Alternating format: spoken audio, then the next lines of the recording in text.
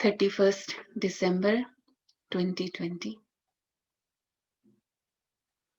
सुनेंगे बाबा के महावाक्य। बाबा ने कहा, मीठे बच्चे, तुम्हारी ये ईश्वरीय मिशन है। तुम सबको ईश्वर का बनाकर उन्हें बेहद का वर्षा दिलाते हो। तुम्हारी ये ईश्वरीय मिशन है। तुम सबको ईश्वर का बनाकर उन्हें बेहद का वर्षा दिलाते हो।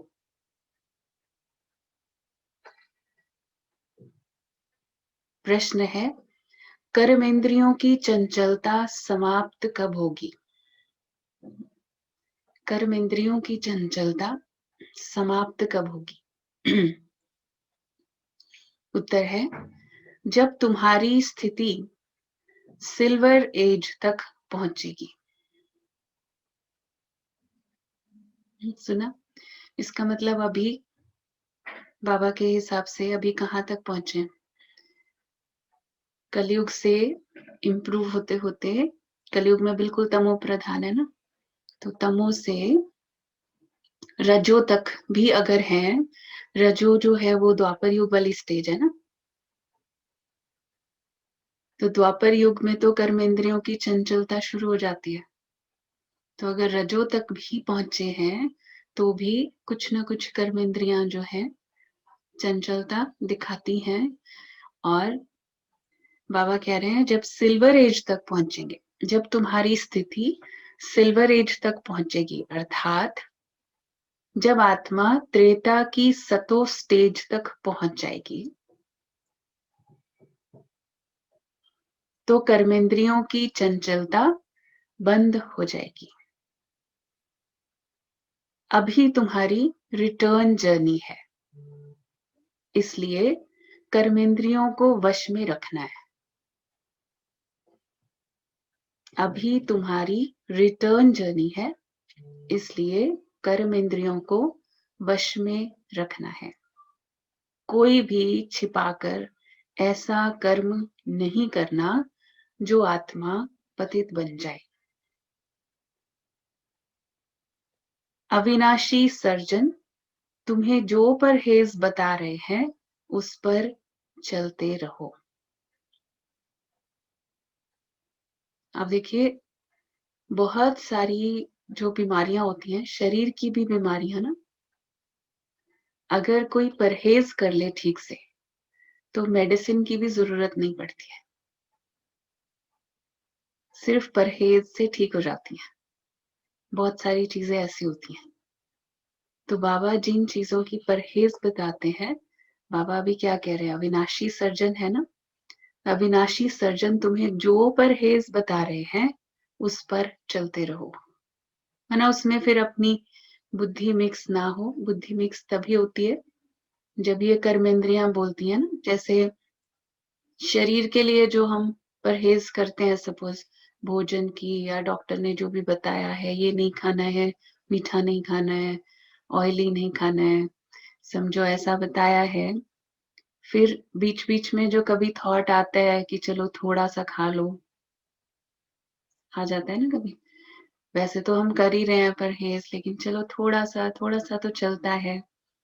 पहली बात ये अंडरस्टैंड करना है, ये किसने कहा थोड़ा सा तो चलता है?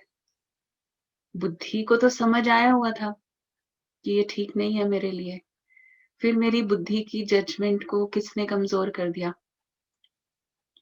मन ने। पर मन को किसने चलाया उस वक्त? मनमत भी कहाँ से आई? जो बाबा कह रहे हैं कर्मेंद्रियां, कंट्रोल में नहीं ना कर्मेंद्रियां। तो फिर वो कर्मेंद्रियां वो भी क्या करती हैं? जुबान को जो टेस्ट याद होता है पहले वाला, स्मृति में होता है ना, जुबान कंट्रोल क्यों नहीं होती है? उसका कनेक्शन है हमारी स्मृतियां, हमारी जो रिकॉर्डेड मेमोरीज हैं सबकॉन्शियस के अंदर। जैसे ही उस चीज को देखते हैं, वो वाली मेमोरी फाइल ओपन हो जाती है, फिर लगता है, फिर उसका टेस्ट याद आता है और वो टेस्ट बहुत अच्छा लगता है। तो उस टेस्ट के सामने माना वो इतना हावी हो जाती है वो कर्म इंद्रिय, इतना हावी हो जाती हैं कि जो बुद्धि की जजमेंट है उसको भी वीक कर देती है। बुद्धि की आवाज तो बंद ही हो जाती है, तभी तो वो चीज एक्शन में आती है ना, क्योंकि बुद्धि जैसे काम करना बंद कर देती है। अभी यहाँ जब बाबा कह रहे हैं कर्मेंद्रियों की चंचलता बंद हो जाएगी, बिल्कुल माना, बुद्धि जैसे जैसे हमारी स्ट्रॉन्ग, पवित्र, शुद्ध होती जाएगी, और वो सिर्फ हो सकता है योग बल से, सिर्फ ज्ञान से नहीं होती है शुद्धि बुद्धि की, योग बहुत चाहिए उसके लिए। तो उसके लिए सिंपली अगर एक ही बात मान लें, जो बाबा ने कहा वो करना है, परहेज बाबा ने बोली है, बाबा कह रहे हैं बस सिंपली वो आप फॉलो करते जाओ, उसमें ज्यादा दिमाग नहीं लगाओ, 80% 90% फॉलो करना है, वो वाला नहीं कि हाँ धीरे धीरे हो जाएगा। ये भी हमारे पुराने संस्कार होते हैं जो कहते हैं धीरे धीरे हो जाएगा, अभी तो शुरुआत है ना, अभी तो पुराने पुराने भी नहीं बने, हम तो बड़े नए हैं अभी। तो ये जो सारी है ये माया की वॉइसेस है, और माया माना अपने ही कमजोर संस्कारों की वॉइसेस होती हैं। अपने कमजोर संस्कार हमारी अपनी वीकनेसेस को जस्टिफाई करते रहते हैं, अपनी ही उसी बुद्धि को यूज करते हैं, इन्फ्लुएंस करते हैं। गीत है, मुखड़ा देख ले प्राणी दर्पण में। ओम शांति। रूहानी बच्चों प्रति रूहानी बाप समझा रहे हैं, न सिर्फ तुम बच्चों को, जो भी रूहानी बच्चे प्रजापिता ब्रह्मा मुख वंशावली है वह जानते हैं। हम ब्राह्मणों को ही बाप समझाते हैं। पहले तुम शूद्र थे, फिर आकर ब्राह्मण बने हो। बाप ने वर्णों का भी हिसाब समझाया है। दुनिया में वर्णों को भी समझते नहीं है, सिर्फ गायन है। अभी तुम ब्राह्मण वर्ण के हो, फिर देवता वर्ण के बनेंगे। विचार करो, ये बात राइट है? बाबा कहते हैं जज योर सेल्फ। लेकिन जज किस आधार पे करना है? श्रीमत के आधार पे जज करना है ना। बाबा से जो मिली हुई डिवाइन इंटेलेक्ट है उसको यूज करके जज करना है, ना कि हमारी पुरानी लौकिक तमो प्रधान बुद्धि के आधार पर, जिसमें बहुत सारी दुनिया की वॉइसेस रिकॉर्ड हैं।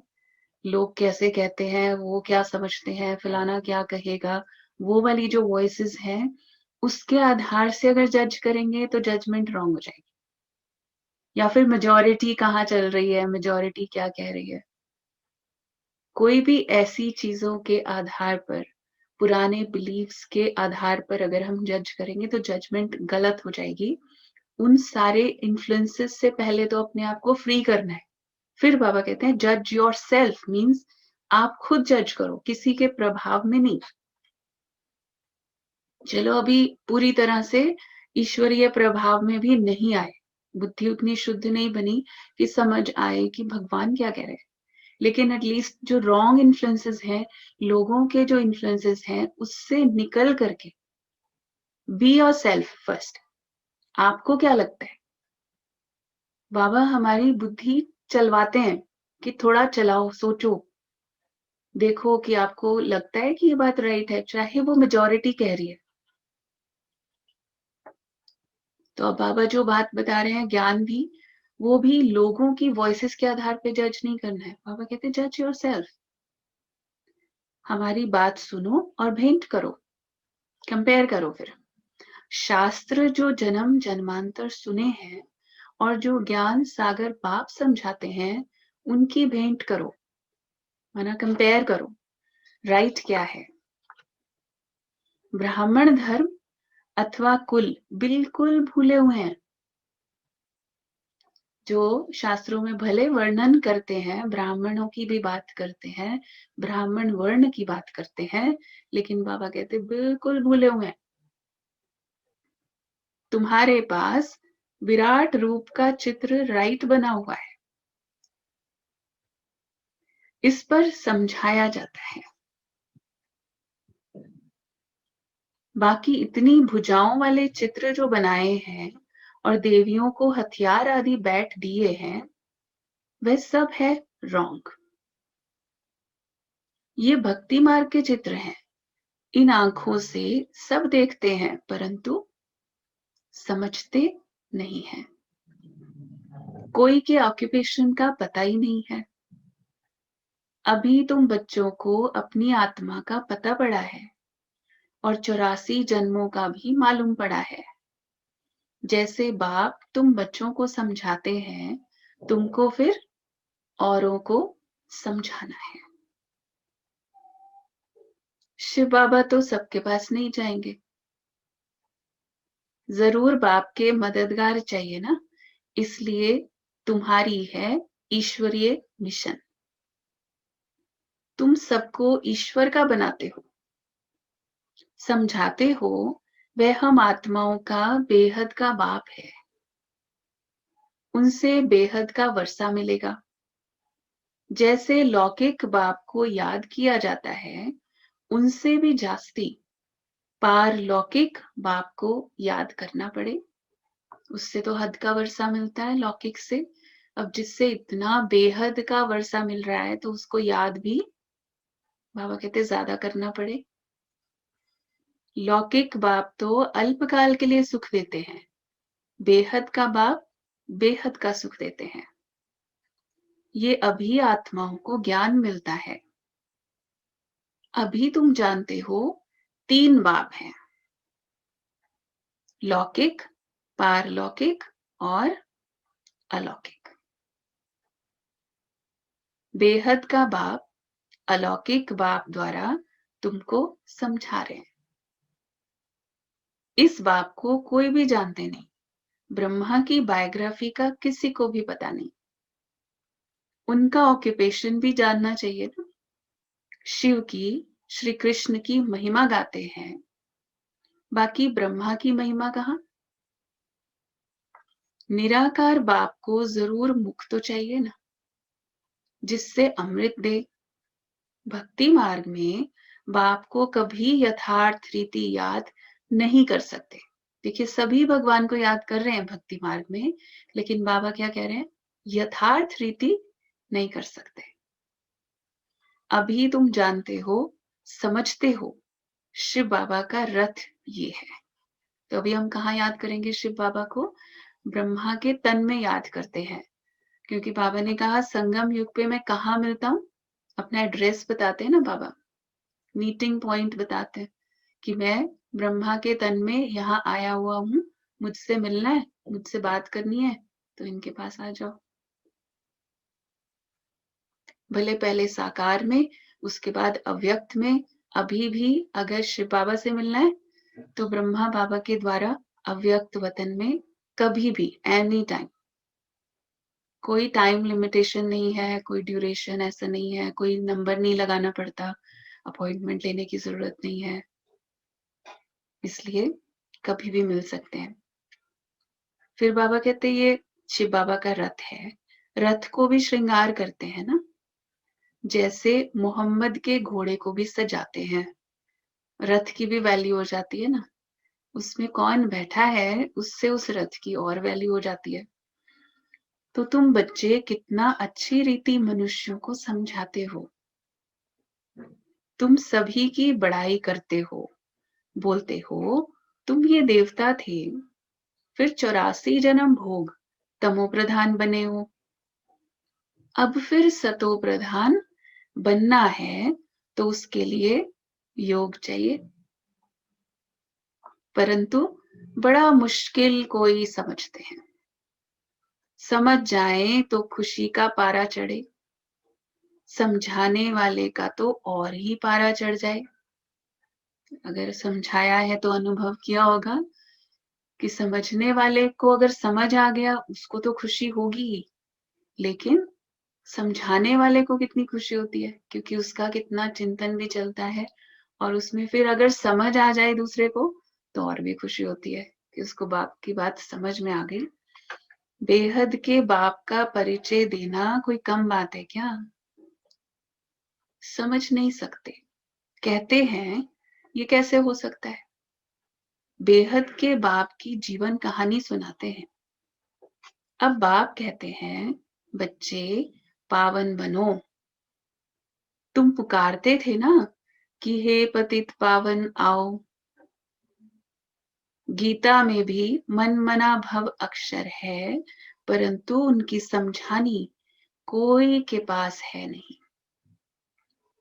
बाप आत्मा का ज्ञान भी कितना क्लियर कर समझाते हैं। कोई शास्त्र में ये बातें है नहीं। भल कहते हैं आत्मा बिंदी है, भ्रिकुटी के बीच स्टार है, परंतु यथार्थ रीति किसकी बुद्धि में नहीं आता है।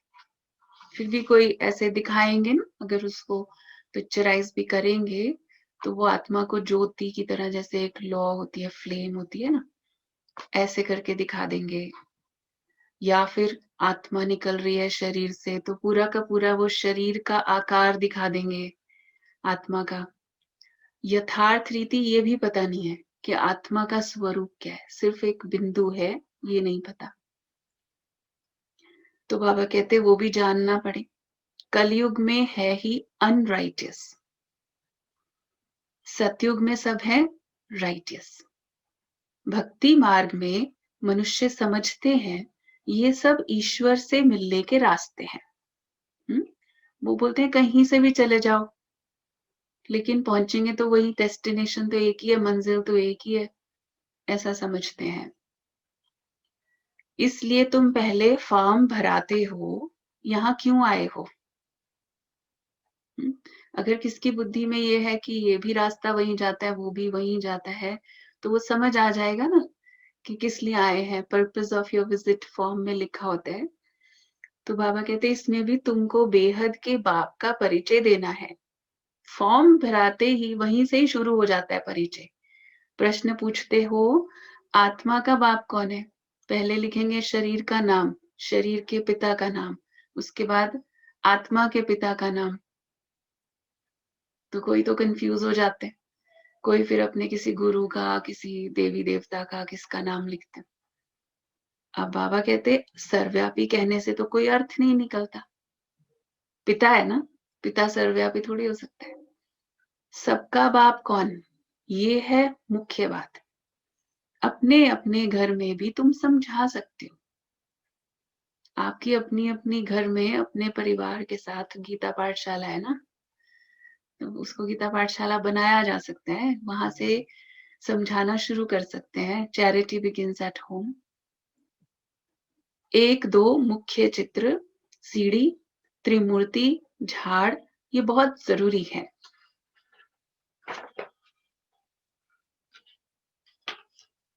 झाड़ से सब धर्म वाले समझ सकते हैं कि हमारा धर्म कब शुरू हुआ, उसमें एक बड़ी क्लैरिटी है।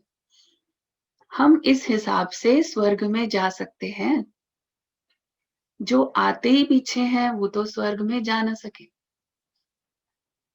बाकी शांति धाम में जा सकेंगे। लेकिन ये भी हो सकता है कि अभी वो आत्मा इस पर्टिकुलर धर्म की ब्रांच में दिखाई दे रही है, लेकिन शुरू में वो देवता घराने की आत्मा है और बाद में कन्वर्ट होकर के दूसरी ब्रांचेस में गई है। अगर ऐसा है तो भले वो किसी भी धर्म की है, लेकिन देखते ही चित्र उसको टच होगा कि नहीं, मुझे तो सतयुग में जाना है।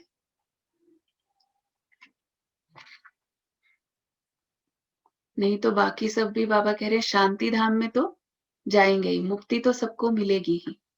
झाड़ से भी बहुत क्लियर होता है, जो जो धर्म पीछे आए हैं उन्हों की आत्माएं जरूर ऊपर में जाए विराजमान होंगी। तुम्हारी बुद्धि में सारा फाउंडेशन लगाया जाता है। बाप कहते हैं आदि सनातन देवी देवता धर्म का सैपलिंग तो लग गया, फिर झाड़ के पत्ते भी तुमको बनाने। बाबा ने सैपलिंग लगाया हम सबके द्वारा। अब बाबा कहते पूरे झाड़ में कितने सारे पत्ते हैं, सारे पत्ते फिर तुमको बनाने हैं। पत्ते बिगड़ तो झाड़ होता नहीं है, वृक्ष का कोई अर्थ नहीं है ना पत्तों के बिगड़ तो।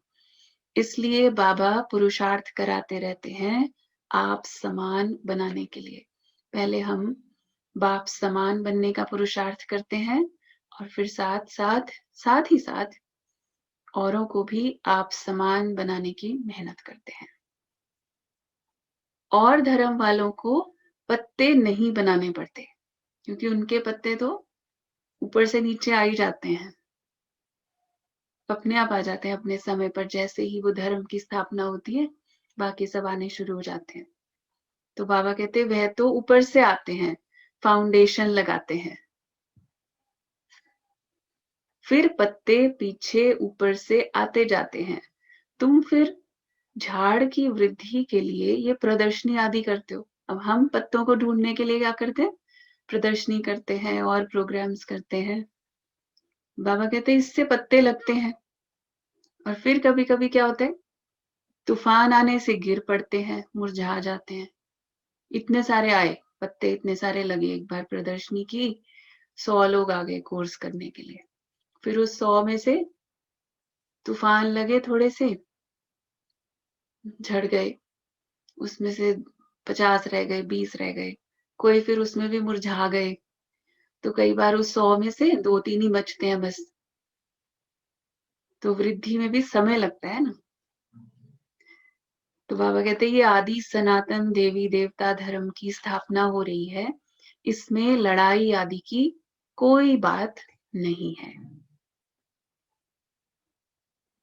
सिर्फ बाप को याद करना और कराना है। तुम सबको कहते हो और जो भी रचना है उनको छोड़ो। रचना से कभी वर्षा मिल न सके। रचयिता बाप को ही याद करना है। क्रिएटर से मिलेगा ना वर्षा, क्रिएशन से नहीं मिलेगा। और किसी की याद ना आए, किसी से कुछ मिलने वाला नहीं है। पक्का करा रहे हैं बाबा। अभी भी अगर थोड़ी बहुत उम्मीद है कि इससे मिल जाएगा, इससे तो ये मिल जाएगा, लेकिन बाबा पक्का करा रहे हैं किसी से नहीं, सिर्फ एक की याद रहे, एक से ही सब मिलना है प्राप्ति वर्षा। तो और किसी की याद ना आए, बाप का बनकर ज्ञान में आकर फिर अगर कोई ऐसा काम करते हैं तो उसका बोझा सिर पर बहुत चढ़ता है।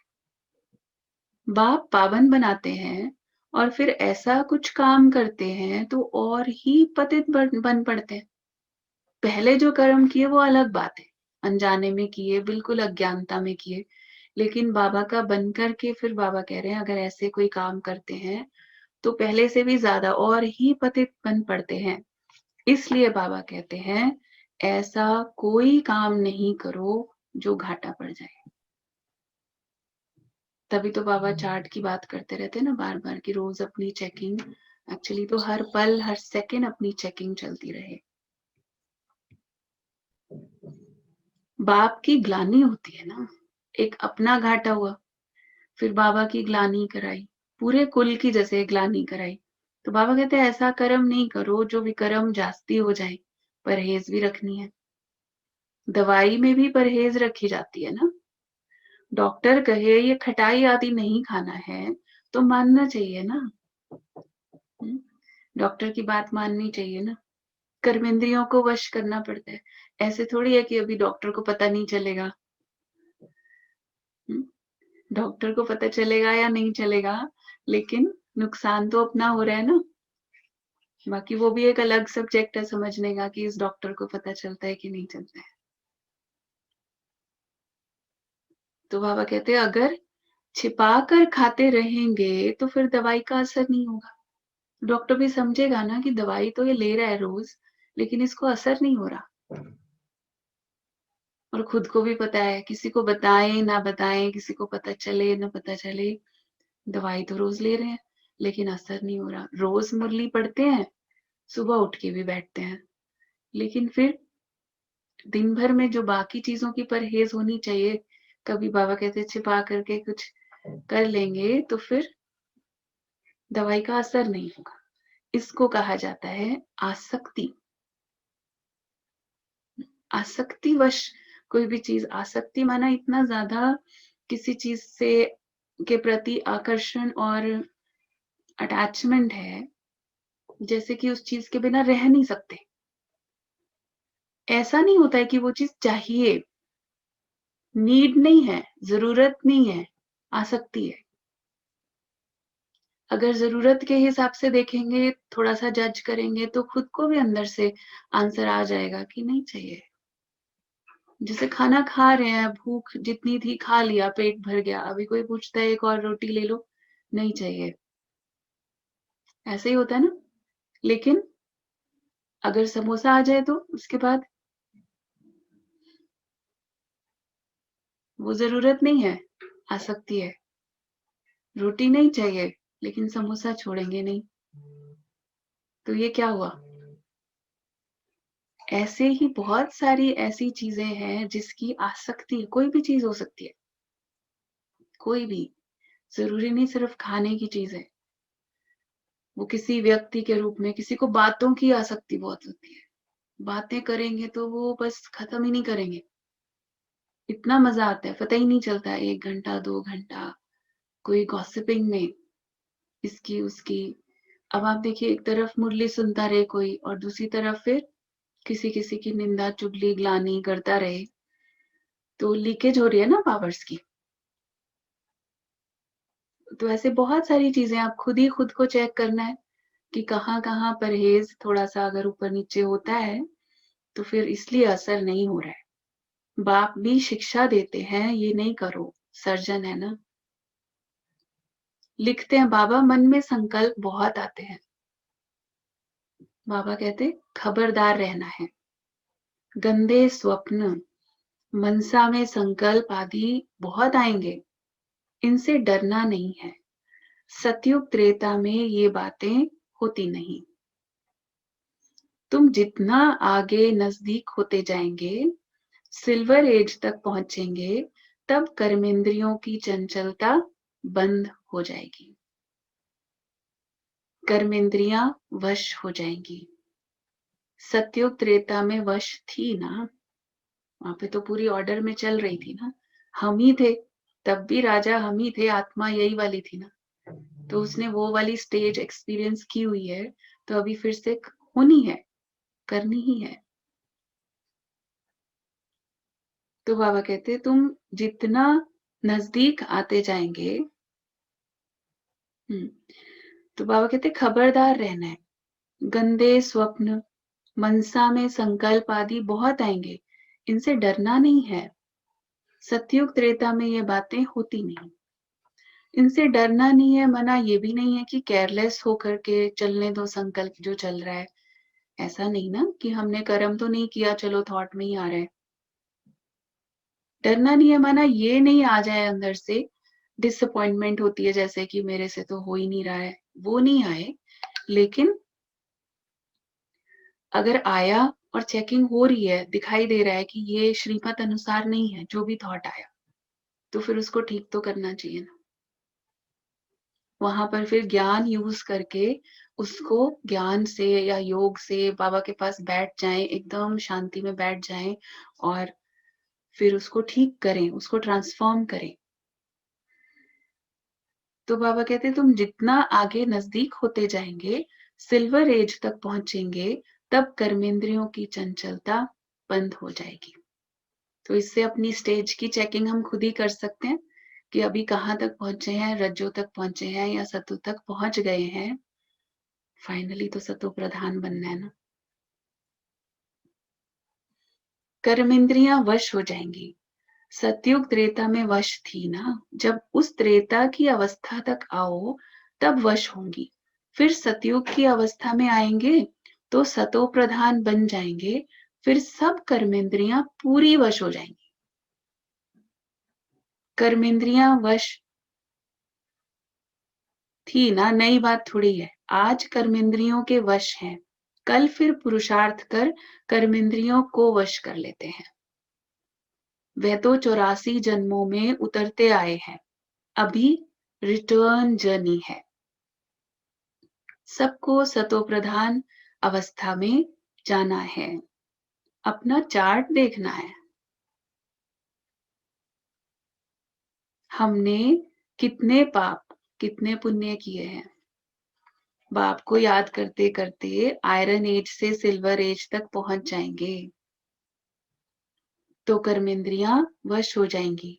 फिर तुमको महसूस होगा अभी कोई तूफान नहीं आते हैं। अभी भी जितनी भी हमारी जर्नी हुई है, जितनी भी वर्ष हुए, जितना समय हुआ, उस अनुसार अगर हम देखते हैं पहले की स्टेज, फिर चेक करते हैं 1 साल के बाद, 2 साल के बाद, 10 साल के बाद अपनी स्टेज चेक करते हैं, तो इम्प्रूवमेंट आई ना। जो बातों का पहले प्रभाव पड़ता था अब नहीं पड़ता है। जैसे संकल्पों के तूफान आते थे अब नहीं आते हैं। तो बाबा कहते वह भी अवस्था आएगी, फिर गोल्डन एज में चले जाएंगे। पहले तो स्टेज गोल्डन एज बनेगी ना अंदर से आत्मा की, फिर गोल्डन एज में जाएंगे। मेहनत कर पावन बनने से खुशी का पारा भी चढ़ेगा। जो भी आते हैं उनको समझाना है कैसे तुमने 84 जन्म लिए हैं। जिसने 84 जन्म लिए हैं वही समझेंगे, लेकिन हम तो सबको यही बताएंगे ना कि तुमने 84 जन्म लिए हैं। अब ये समझाने पर जो आत्मा समझेगी, जिसको लगेगा कि हाँ मैंने लिए हैं, इसका मतलब वो सतयुग में थी वो आत्मा, तभी उसे वो बात एकदम जच गई। कहेंगे अब बाप को याद कर मालिक बनना है। 84 जन्म नहीं समझते हो तो शायद राजाई के मालिक नहीं बने होंगे। 84 जन्म ही समझ नहीं आए तो हम तो हिम्मत दिलाते हैं, अच्छी बात सुनाते हैं। हम तो सबके लिए, बाबा भी सबको यही कहते हैं, हमने भी सबको यही कहना है कि तुमने 84 जन्म लिए थे। बाकी तो समझ आ जाएगा उसके समझ के अनुसार और उसकी पुरुषार्थ अनुसार कि पूरे लिए जन्म या कम लिए थोड़े। बाबा कहते हम तो अच्छी बात सुनाते हैं, हिम्मत दिलाते, तुम नीचे गिर पड़ते हो। जिसने 84 जन्म लिए होंगे उनको झट स्मृति आएगी। जो पूरे 84 जन्म लेने वाली आत्मा है उसको तो जैसे ही आए, ज्ञान में आए, वैसे ही एकदम से समझ में आ जाएगा। बाप कहते तुम शांति धाम में पवित्र तो थे ना, अब फिर तुमको शांति धाम सुख धाम में जाने का रास्ता बताते। पहले तो ये बताया कि तुम थे ऐसे, फिर अब कैसे जाना है वहां, और कोई भी रास्ता बता ना सके। शांति धाम में भी पावन आत्माएं ही जा सकेंगी। पावन तो उसके लिए भी बनना है ना। जितना खाद निकलती जाएगी उतना ऊंच पद मिलेगा, फिर जो जितना पुरुषार्थ करे।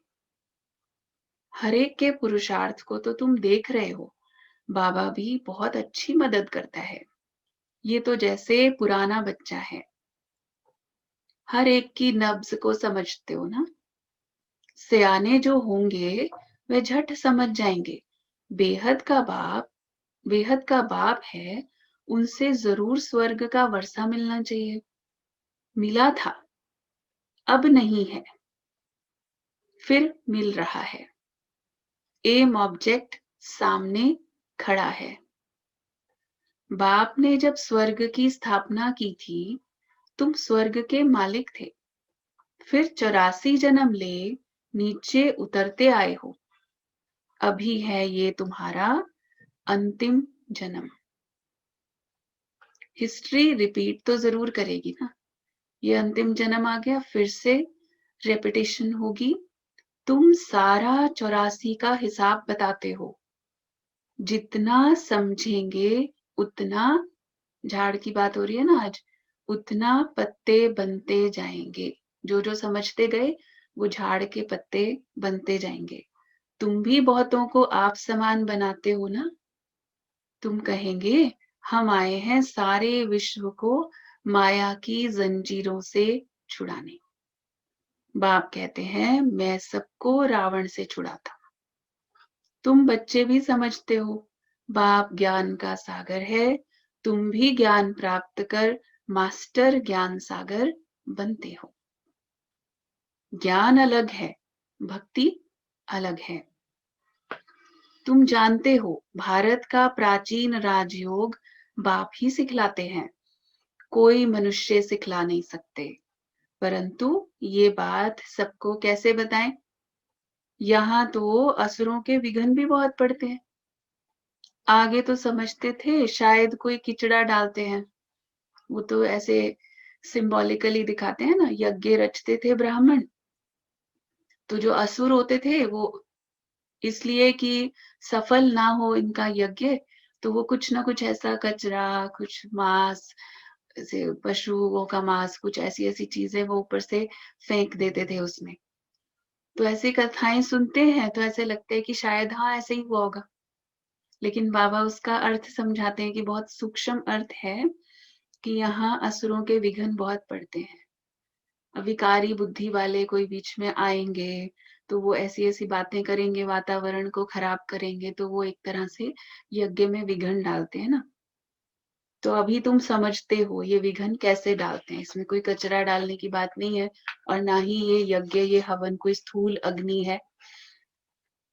तो बाबा कहते हैं नथिंग न्यू, ये भी पहले इन्होंने किया हुआ है, तो अभी फिर कर रहे हैं। तो इसीलिए घबराना नहीं है, डरना नहीं है, एक ही शब्द नथिंग न्यू याद रहेगा। तो एक तो ये याद रहेगा इन सब ने ये पहले भी किया था, ये आसुरी वृत्तियों वाले जो थे ना, और साथ साथ ये भी याद रहेगा कि हमने ये सारे टेस्ट पास किए थे, ये टेस्ट आए थे, हमने पास किए थे इसीलिए तो सतयुग में गए थे, सतयुग में गए थे ये भी श्योर है, इसीलिए तो अभी बैठ करके मुरली सुन रहे हैं ना। तो डेफिनेटली हमने ये सारे टेस्ट पास किए हुए थे, तो जो भी ऐसी बातें आए, विघ्न आए, घबराना नहीं है। कल्प पहले भी ये हुआ था, तुम्हारी बुद्धि में ये सारा चक्र फिरता रहता है। बाबा हमको सृष्टि के आदि मध्य अंत का राज समझा रहे हैं। बाबा हमको लाइट हाउस का भी टाइटल देते हैं। एक आंख में मुक्ति धाम, दूसरी आंख में जीवन मुक्ति धाम। तुमको शांति धाम में जाकर फिर सुख धाम में आना है, ये है ही दुख धाम। बाप कहते हैं इन आंखों से जो कुछ तुम देखते हो उनको भूल जाओ, अपने शांति धाम को याद करो। आत्मा को अपने बाप को याद करना है, इसको ही अव्यभिचारी योग कहा जाता है। ज्ञान भी एक से ही सुनना है, वह है अव्यभिचारी ज्ञान। ये भी एक को करो, सॉरी याद भी एक को करो, मेरा तो एक दूसरा न कोई। अव्यभिचारी याद तभी होगी ना, माना अनअडल्ट्रेटेड, कोई अडल्ट्रेशन, कोई मिक्सचर ना हो उसमें। जब तक अपने को आत्मा निश्चय नहीं करेंगे तब तक एक की याद आएगी नहीं, क्योंकि जैसे ही बॉडी कॉन्शियस में आते हैं तो देह से संबंधित तो बहुत बड़ा विस्तार है, कितने मित्र संबंधी, कितने जिम्मेवारियां, बहुत कुछ याद आता है। तो इसीलिए बाबा ने कहा जब तक आत्मा नहीं समझेंगे तो एक की याद नहीं रहेगी। आत्मा कहती है मैं तो एक बाबा की ही बनूंगी। जैसे सोल कॉन्शियस होते हैं तो फिर ये स्मृति आती है, मुझे जाना है बाबा के पास। ये शरीर तो पुराना जर्जरी भूत है, इनमें भी ममत्व नहीं रखना है। ये ज्ञान की बात है, ज्ञान से ये बात समझ में आ गई ना, ज्ञान माना समझना कि अब ये पुराना शरीर है, ये खत्म होना है।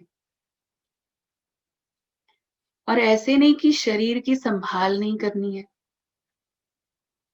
संभाल करना अलग बात है, लेकिन उसका श्रृंगार करते रहना अलग बात होती है ना।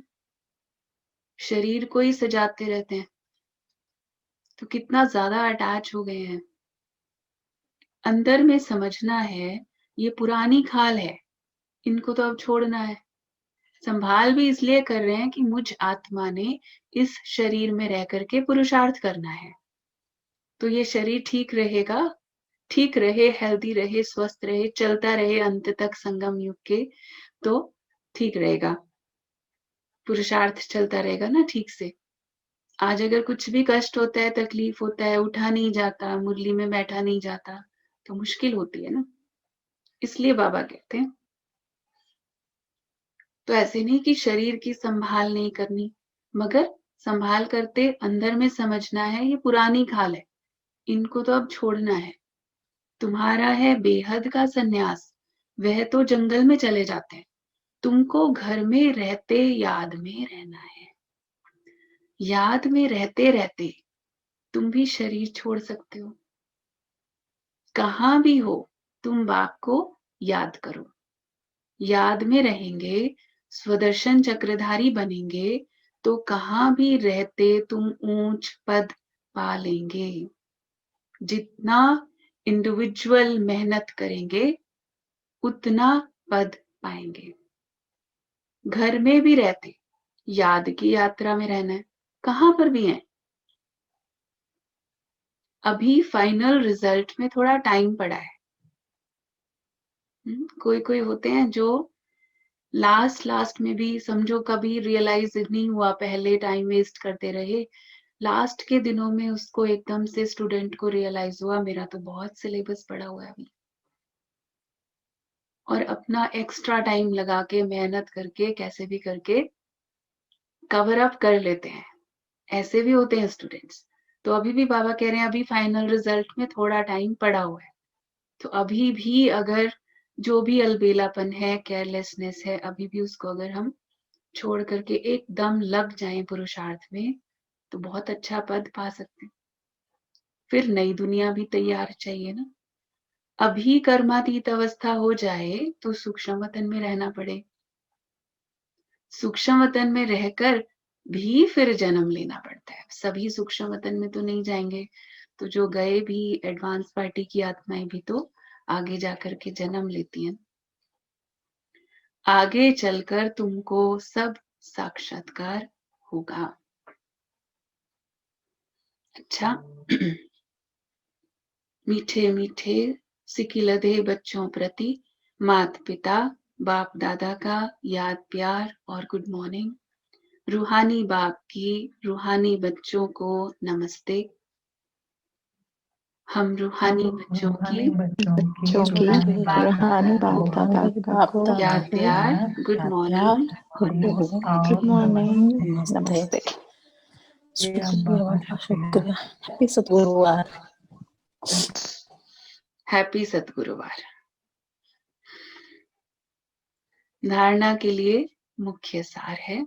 पहला है एक बाप से ही सुनना है, एक की ही अव्यभिचारी याद में रहना है,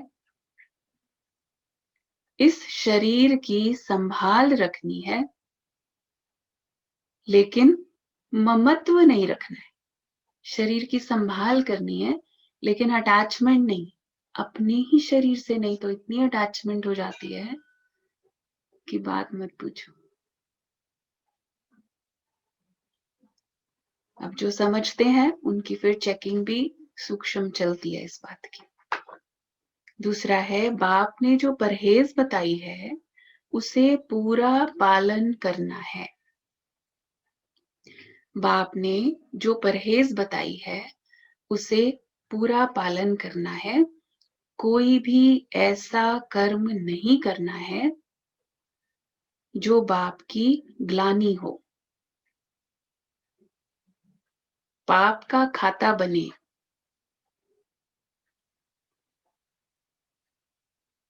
अपने को घाटे में नहीं डालना है।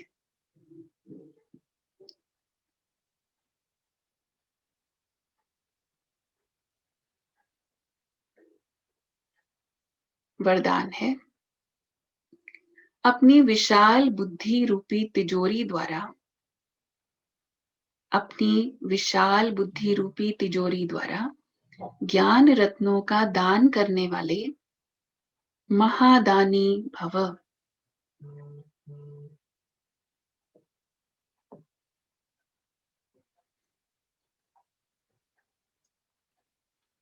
बुद्धि सभी कर्मेंद्रियों में शिरोमणि गाई हुई है। जो विशाल बुद्धि है अर्थात जिनकी बुद्धि सालिम है, उनका मस्तक सदा चमकता है, क्योंकि बुद्धि रूपी तिजोरी में सारा ज्ञान भरा हुआ है। देखते हैं ना, किसी किसी का वर्णन करते हैं बहुत ओजस्वी, जैसे एक मस्तक में वो तेज होता है, ऐसे दिखाई देता है। क्यों? वो किस चीज का रिफ्लेक्शन है? बाबा कहते बुद्धि रूपी तिजोरी में सारा ज्ञान भरा हुआ है। वे अपने बुद्धि रूपी तिजोरी से ज्ञान रत्नों का दान कर महादानी बन जाते हैं। तुम बुद्धि को सदा ज्ञान का भोजन देते रहो। बुद्धि अगर ज्ञान बल से भरपूर है तो प्रकृति को भी योग बल से ठीक कर लेती है। प्रकृति माना ये शरीर, 5 तत्वों से बना ये शरीर, ये प्रकृति है ना। तो देखिए कितनी पावरफुल बात है ये। तुम बुद्धि को सदा ज्ञान का भोजन देते रहो। जैसे किसी को अच्छा भोजन देते रहेंगे तो वो तंदुरुस्त रहेगा ना। तो इस बुद्धि को ज्ञान का भोजन अगर मिलता रहेगा, बुद्धि अगर ज्ञान बल से भरपूर है तो शक्तिशाली है ना, तो प्रकृति को भी योग बल से ठीक कर लेती है। शरीर को थोड़ा बहुत कुछ हुआ भी तो वो योग बल से उसको ठीक कर लेती है। बाकी तो हिसाब किताब है, हिसाब किताब चुकतू होने हैं सभी के, लेकिन उसमें हिसाब किताब चुकतू करने में भी, करते समय भी, जैसे कोई शारीरिक बीमारी आई, कोई कष्ट आया, वो उसका प्रभाव मन और बुद्धि पर पड़ जाए, उदास हो जाए और उसी दर्द में चले जाए, वो नहीं होगा। बुद्धि ज्ञान और योग से भरपूर होगी तो उसका प्रभाव इस शरीर पर भी पड़ेगा। भले बीमारी है, वो तो काटनी है, कर्म का हिसाब किताब है ना, लेकिन वो दर्द महसूस नहीं होगा, दुख महसूस नहीं होगा। ये बहुत बड़ी प्राप्ति होती है। और फिर ये होने से क्या होता है, हीलिंग भी जल्दी होती है। फिर सर्वोत्तम बुद्धि वाले संपूर्ण ज्ञान से सर्वोत्तम कमाई कर वैकुंठ की बादशाही प्राप्त करते हैं। तो फिर सारा इसेंस क्या हो गया, इस बुद्धि को बस ज्ञान से भरते रहे। इतना शक्तिशाली, शुद्ध, सर्वोत्तम, एलिवेटेड इंटेलेक्ट बन जाए कि बाकी सब बातें छोटी हो जाएं, पार करना सहज हो जाए और भविष्य में भी सर्वोत्तम कमाई करके वैकुंठ की बादशाही प्राप्त करने के लायक बन जाए। स्लोगन है, शक्ति स्वरूप स्थिति का अनुभव करना है तो संकल्पों की गति को धैर्यवत बनाओ। शक्ति स्वरूप स्थिति का अनुभव करना है तो संकल्पों की गति को धैर्यवत बनाओ। थॉट्स की स्पीड को धैर्यवत, सिर्फ स्लो नहीं कहा बाबा ने, धैर्य होगा, पेशेंस होगा ना। जितना जितना अंदर से जैसे पेशेंस आता जाएगा, और पेशेंस एक रिफ्लेक्शन है, अंदर जितना ज्ञान याद है, जितना सृष्टि चक्र याद है, जितना स्वदर्शन चक्रधारी बने हैं, बाबा के दिए हुए स्वमान याद हैं, तो ये सब जब याद होगा ना तो पेशेंस आता जाएगा। जितना ड्रामा की स्मृति रहेगी, नथिंग न्यू जो बाबा ने आज बोला, तो उतना ही धीरज, पेशेंस अंदर से जागृत होगा। और जितना पेशेंस होगा उतना बाबा ने कहा शक्ति स्वरूप स्थिति होगी। तो ये बहुत प्रैक्टिकल एक काम करने की, एक्सपेरिमेंट करने की बात है। अपने मन और बुद्धि की लेबोरेटरी में इस पॉइंट का एक्सपेरिमेंट करेंगे जो बाबा ने आज कहा है। बहुत बहुत बहुत सूक्ष्म भी और स्थूल रूप में भी इसमें प्राप्तियां हैं। तो ये थे आज के बाबा के महावाक्य, बहुत ही मीठे और शक्तिशाली महावाक्य। फिर से भी जैसे जैसे समय मिले तो रिवाइज करते रहें। मुरली तो जितनी बार पढ़ें, जितनी बार सुने उतना अच्छा। सारा ज्ञान का आधार, हमारे जीवन का फाउंडेशन मुरली है ना। और आप देखेंगे जितनी बार पढ़ेंगे ना और जितनी बार सुनेंगे, हर बार ऐसे लगेगा कुछ नया मिला है। आप में से कईयों ने ये अनुभव किया भी होगा। अच्छा जी, ओम शांति।